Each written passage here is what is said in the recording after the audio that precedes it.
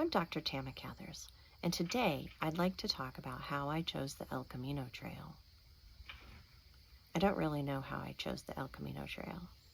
I'm part of a couple of groups on social media for women who backpack.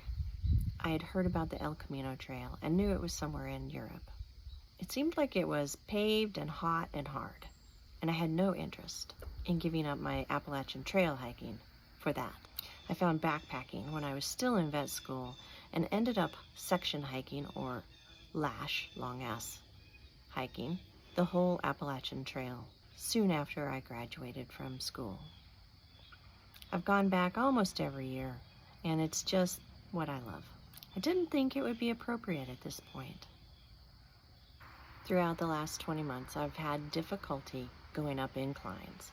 And then in the spring, I had that big flare of my coronary microvascular disorder.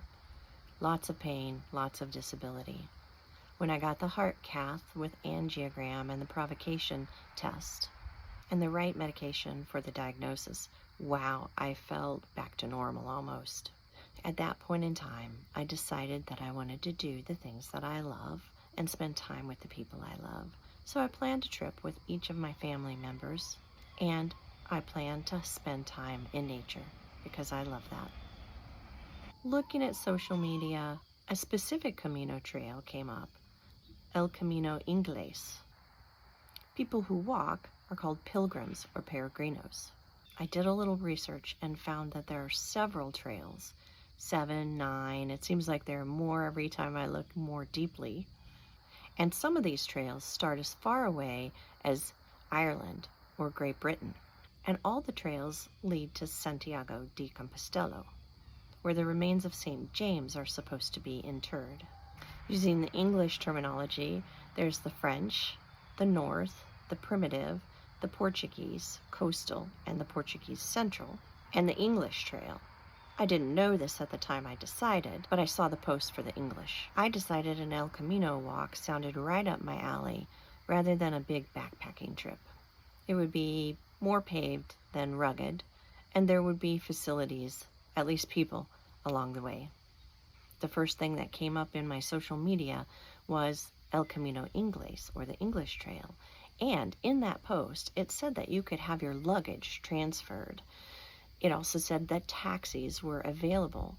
Putting those ideas together, I realized that I could do this walk. If I was feeling well, I could have my luggage transferred, and if push came to shove, I could get a taxi to the place I needed to go. So I decided on El Camino English Way, and that I would become a pilgrim or a walker. I might have been still debating that, but then I saw a post from SARC that said, "Listen to the whispers," and that's what did it for me. It took a couple of months to come to terms with both my diagnosis and what my future might hold. I had been nonplussed that it took 19 months for somebody to even mention coronary microvascular disorders, and 1 more month to get a diagnosis and treatment. It seemed like even the doctors didn't know about it. I'd never heard about it, and certainly nobody I knew had ever mentioned it. I found this frustrating.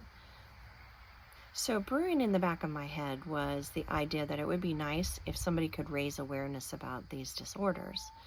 And eventually, that became somebody being me. I thought about it for 4 to 6 weeks before I even mentioned it to my husband.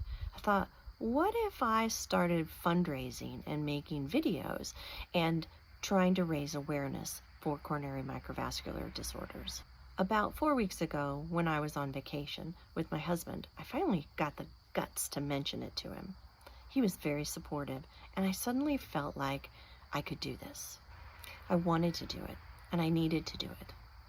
So I've had my plans for less than a month. However, I've been training since I got on the medication about 10 weeks ago. So I guess somewhere inside, 10 weeks ago, I knew I would come to that decision. So here I am with just 2 weeks left.